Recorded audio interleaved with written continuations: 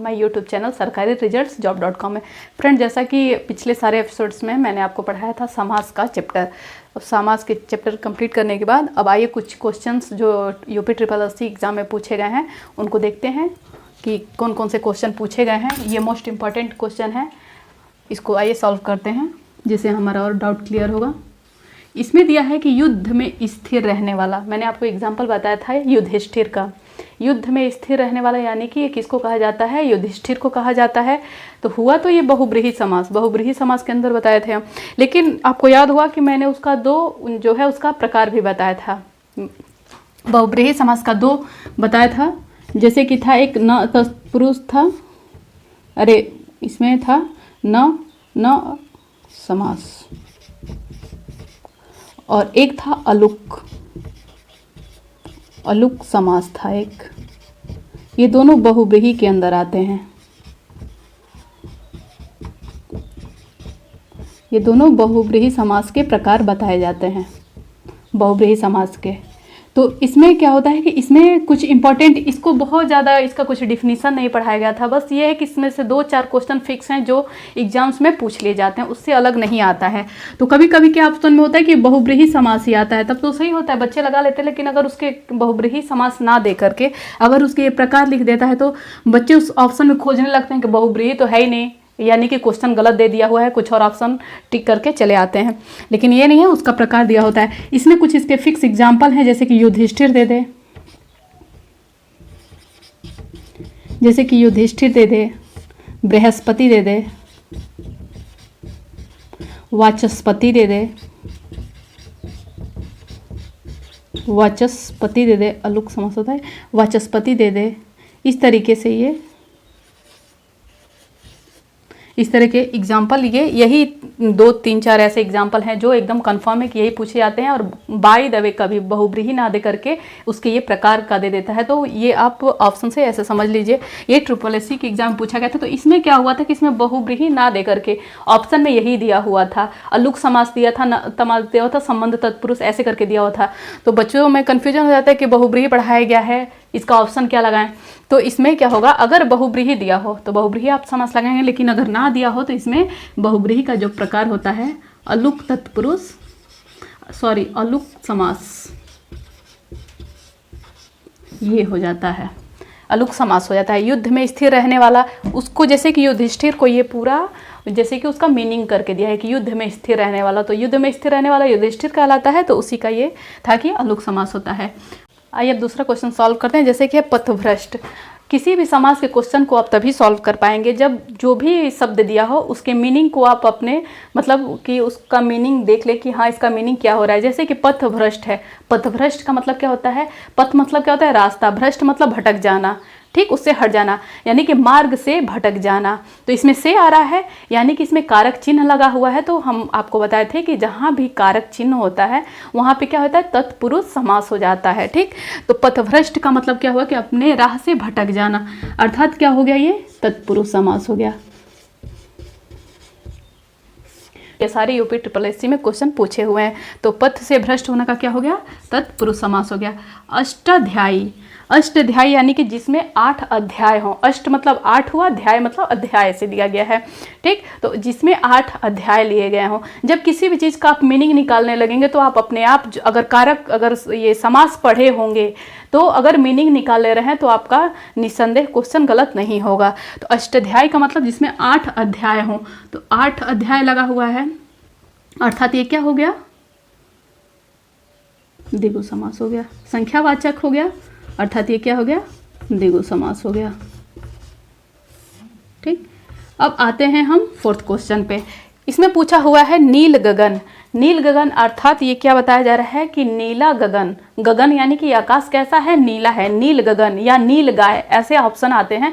तो इसमें आप क्या लगाएंगे? नील गगन है, ये किसी की भी क्या बता रहा है? विशेषता बता रहा है। गगन तो है लेकिन कैसा है? नीला है। किसी भी चीज़ का स्वाद बता दे, खट्टा मीठा, ठीक। किसी के भी स्वरूप को बता दे कि कैसा उसका आकार है, तो वो उसकी विशेषता हो गई। किसी भी व्यक्ति विशेष का अगर स्वभाव बताता है, ये सारी चीज़ें क्या होती हैं? किसमें आती हैं? ये कर्मधारय समास में आती हैं, क्योंकि वो कर्म से प्राप्त हुई हैं। उस विशेषता इसमें है। उसमें जो होता है कि प्रथम पद जो क्या होता है?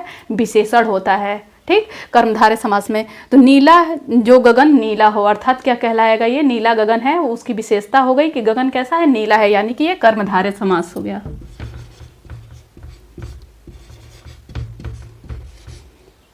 कर्मधारय समास हो जाएगा। अच्छा, यहीं पे अगर पूछा था नीलकंठ, तो कहेंगे कि जिसका कंठ नीला है, तो वो भी तो उसकी विशेषता बता रहा है। विशेषता तो जरूर बता रहा है, लेकिन स्पेशली वहाँ पे उसका तीसरा मतलब निकल के आ रहा है। वो स्पेशली कहा किसके लिए जा रहा है, वो शिव के लिए कहा जा रहा है कि नीला है कंठ जिसका, अर्थात वो शिव हो गए।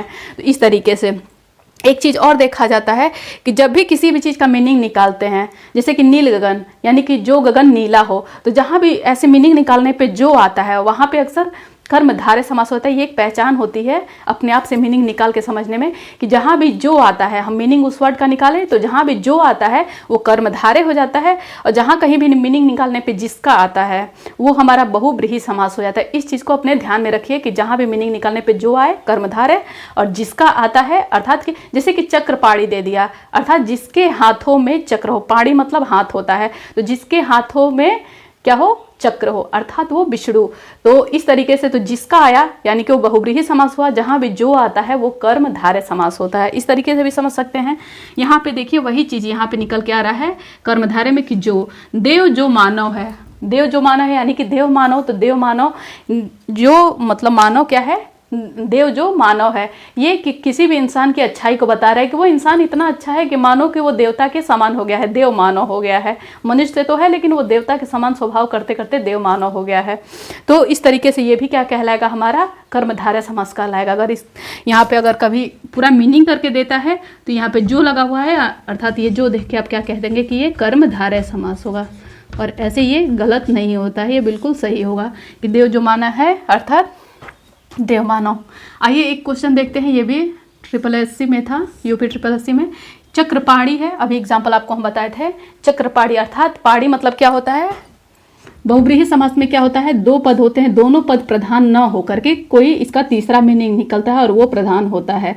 चक्रपाणी, चक्र हो गया प्रथम पद और पाणी हो गया उत्तर पद, उत्तर पद। ये दोनों मिलकर के मीनिंग क्या निकाल रहे हैं, विष्णु। जिसके हाथों में चक्र हो वो विष्णु कहलाया। चंद्र भाल यहाँ पे है, ये प्रथम हुआ, चंद्र प्रथम हुआ, भाल जो है उत्तर पुरुष हुआ। भाल मतलब क्या होता है, सिर मस्तक, चंद्र मतलब चंद्रमा, जिसके माथे पे चंद्रमा हो अर्थात शिव। तो इस तरीके से ये कौन सा समास होगा, तो ये दोनों हो जाएगा जो बहुब्रीहि समास के लिए हो जाएगा। यहाँ पे क्या हो जाएगा, ये बहुब्रीहि समास हो जाएगा, बहुब्रीहि समास के लिए हो गया। अब आइए यहाँ पे इसको मिटाते हुए क्वेश्चन देखते हैं।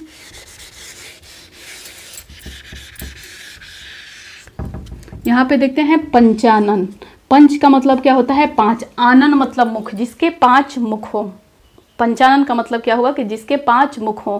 तो चूंकि आप पंच आगे देखेंगे तो क्या कहेंगे कि ये द्विगु समास होगा क्योंकि संख्यावाचक है। लेकिन पंचमुख किसी स्पेशल अगर किसी देवी देवता को, जैसे कि इसमें विष्णु या शिव के लिए कहा गया है, पंचानन चतुरानन ऐसे बोला जाता है, तो पंचानन ये किसी विशेष के लिए कहा जा रहा है, इसलिए क्या हो गया, ये बहुब्रीहि समास हो गया।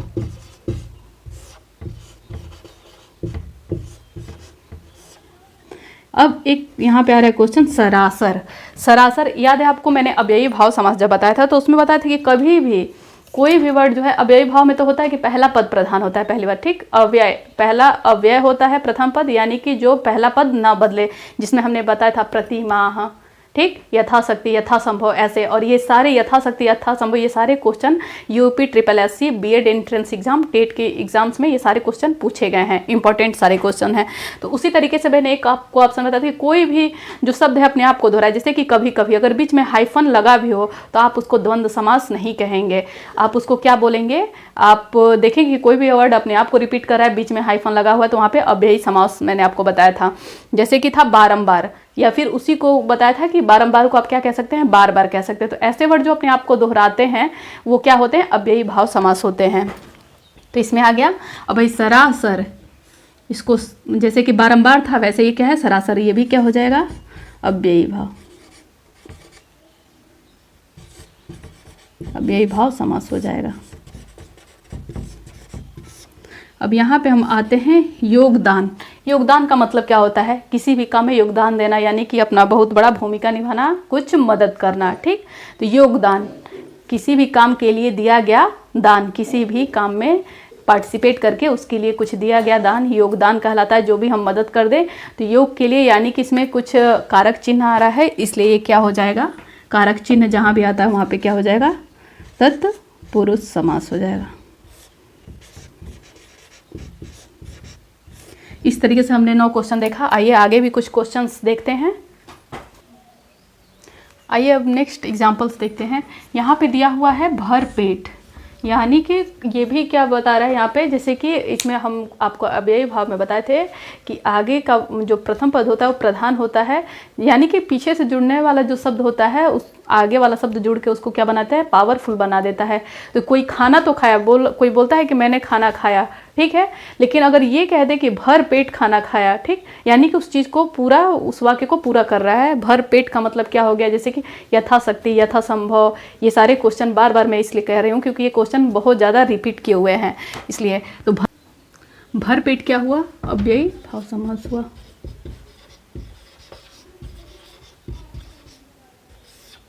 अव्ययी भाव समास हुआ। और ये याद रखिएगा कि इसमें पद भी पूछ सकता है, अव्ययी भाव समास का कौन सा पद प्रधान होता है, तो इसमें प्रथम होता है। ठीक, अब आते हैं ये सेकेंड एग्जाम्पल पे। हस्तलिखित एग्जाम्पल है। हस्तलिखित, हस्तलिखित का मतलब क्या होता है, हस्त मतलब हाथ, लिखित मतलब लिखा हुआ, यानी कि हाथ से लिखा हुआ। ठीक, तो इसमें बीच में क्या आ रहा है, कारक चिन्ह आ रहा है, ठीक, से। तो इस तरीके से ये क्या हुआ, तत्पुरुष समास हुआ।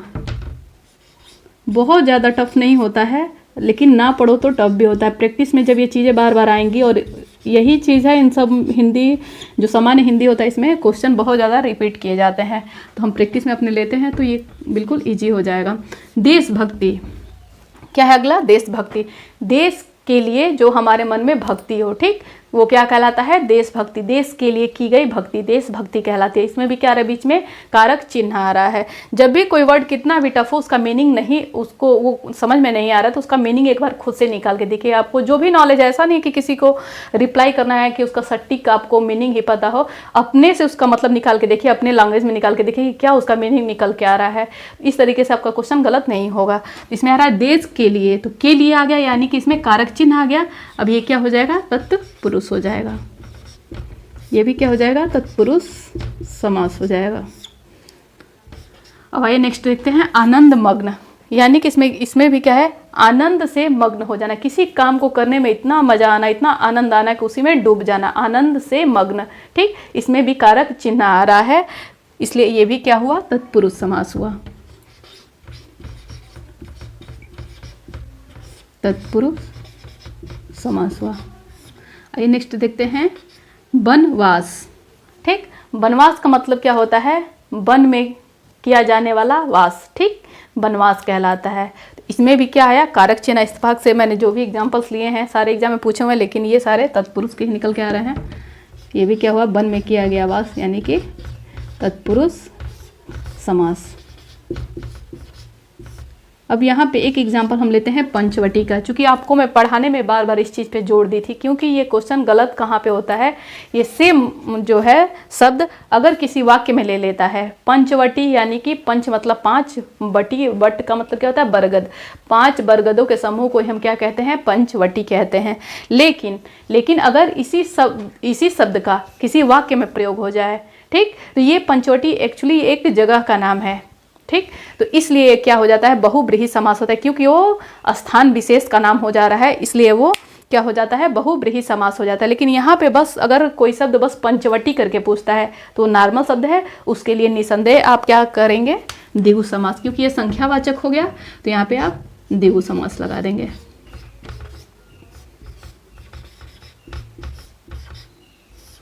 द्विगु समास लगा देंगे। अब आइए नेक्स्ट देखते हैं, पीताम्बर।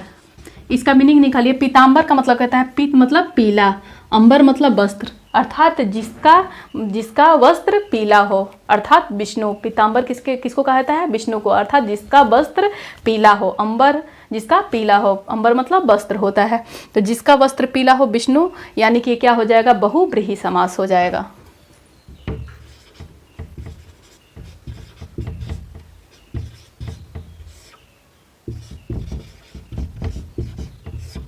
नेक्स्ट देखते हैं नरोत्तम। नरोत्तम यानी कि इसका अगर संधि विच्छेद करते हैं तो इसमें क्या आ रहा है कि नरों में जो उत्तम हो, पुरुषोत्तम लिखा हो तो जो पुरुषों में उत्तम हो। नरोत्तम मतलब नर यानी कि मनुष्यों में जो, नर में जो क्या हो, उत्तम हो। तो नरों में उत्तम यानी कि ये क्या हो जाएगा, तत्पुरुष हो जाएगा। इसमें भी कारक चिन्ह आ रहा है, ये तत्पुरुष।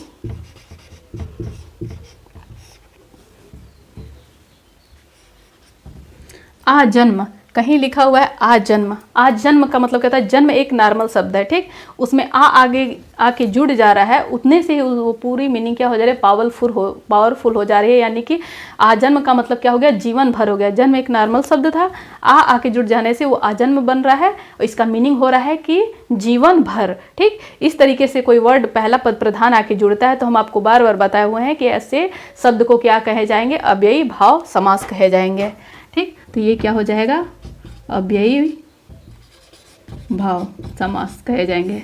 अब नेक्स्ट देखते हैं दशानन। दशानन, दस का मतलब 10 तो हो गया संख्यावाचक, आनन मतलब मुख। तो इस तरीके से आप द्विगु समास कह सकते हैं कि 10 मुखों वाला, लेकिन नहीं, ये 10 आनन स्पेशली कहा किसको जाता है, दशानन कहा किसको जाता है, रावण को कहा गया है, ठीक। तो जब किसी व्यक्ति विशेष को कहा जा रहा हो तो वहाँ पे क्या हो जाता है, वो ये दोनों पद प्रधान ना हो करके कोई तीसरा पद प्रधान हो जाए, अर्थात ये रावण के लिए इंडिकेट किया जा रहा है। तो यहाँ पे क्या हो जाएगा, रावण हो रहा है तो ये बहुव्रीहि हो जाएगा, बहुव्रीहि समास हो जाएगा। अब आइए नेक्स्ट देखते हैं त्रिलोचन। त्रि का मतलब क्या होता है, 3। लोचन का मतलब क्या होता है, नयन, आँख होता है। लोचन मतलब आँख को कहा जाता है, अर्थात जिसके 3 नेत्र हो तो किसको त्रिनेत्री कहा जाता है। त्रिनेत्र आ गया, त्रिलोचन आ गया, तो ये शिव के लिए यूज होता है, तो इसलिए क्या हो जाएगा, ये भी बहुव्रीहि समास हो जाएगा। और ऐसे क्वेश्चन हमसे ज़रूर पूछे जाते हैं क्योंकि ये सब हम लोग पढ़े हुए हैं कि संख्यावाचक है, संख्यावाचक है, लेकिन किन कारणों से ये संख्यावाचक नहीं होगा, इसीलिए ये स्पेशल बन जाते हैं। तो इनको क्या कहा जाएगा, बहुव्रीहि समास कहा जाएगा। एक और है यहाँ पे देखिए, तिरंगा। तिरंगा मैंने आपको बताया था, तिरंगा अर्थात 3 रंगों वाला। ये जब कहीं अकेले ऐसे पूछता है तिरंगा, ठीक, तो यहाँ पर क्या होगा, बस तिरंगा पूछता है तो ये नॉर्मल शब्द है तो संख्यावाचक हो गया, तो यहाँ पे द्विगु समास होगा। लेकिन इसी को था कि इसी को अगर ऐसा कर रहता कि इसी वाक्य में प्रयोग करके और नीचे अंडरलाइन तिरंगे पे कर देता और तब पूछता कि बताइए कि ये कौन सा समास है, वहाँ पे आंसर आपका चेंज हो जाता। तिरंगा यहाँ पर है जो 3 रंगों वाला, द्विगु समास होगा, लेकिन वही रहता है कि भारत के तिरंगे को प्रधानमंत्री ने फहराया, तो वहाँ पे तिरंगा हमारे झंडा विशेष के लिए इंडिकेट वहाँ पे किया जा रहा है, हमारा जो भारत का झंडा है उसके लिए प्रयोग किया जाता है तिरंगा, तो वहाँ पे क्या हो जाता, बहुव्रीहि समास हो जाता। तो ऐसे वर्ड्स को ध्यान रखिए। तो यहाँ पे तो ये द्विगु समास होगा क्योंकि ये संख्या दिखा रहा है कि 3 रंगों वाला, तो कोई भी चीज़ 3 रंगों वाला हो सकता है, लेकिन वाक्य में प्रयोग होगा तो वही आंसर हमारा चेंज हो जाएगा। चौराहा अर्थात जहाँ से 4 रास्ते निकलते हैं उसी को क्या कहा जाता है, चौराहा। तो ये तो संख्यावाचक है, इसमें कोई दिक्कत नहीं है, ये भी क्या हो जाएगा, द्विगु समास हो जाएगा। अब यहाँ पे हम देखते हैं रसोई घर। रसोई घर यानी कि रसोई के लिए जो घर है उसको हम क्या बोलते हैं, रसोई घर बोलते हैं, जहाँ पे खाना पकाया जाता हो।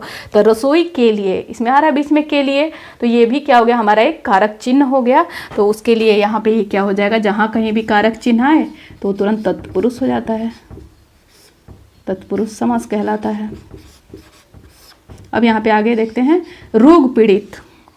रोग पीड़ित का क्या हुआ, अर्थात जो रोग से पीड़ित हो, ठीक, अर्थात बीमार हो, जो रोग से पीड़ित हो, इसमें भी कारक चिन्ह आ रहा है, तो ये भी क्या हुआ, तत्पुरुष हुआ, ये भी तत्पुरुष समास हुआ। अब आइए नेक्स्ट देखते हैं अनायास।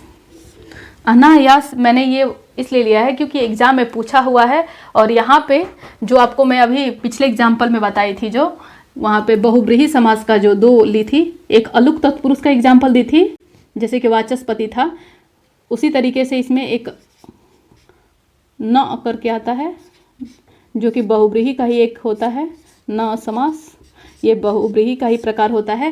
तो न समास में जो होता है किसी भी वर्ड के आगे अन, न, ऐसे जैसे कि अटल हो गया था, ऐसे अन या अ या निर, ऐसे वर्ड आके जुड़ते हैं, तो जैसे कि निर्वेद हो गया, निर्वाण हो गया, अनावश्यक हो गया, अटल हो गया, ऐसे वर्ड आके जोड़ते हैं तो न में कहलाते हैं।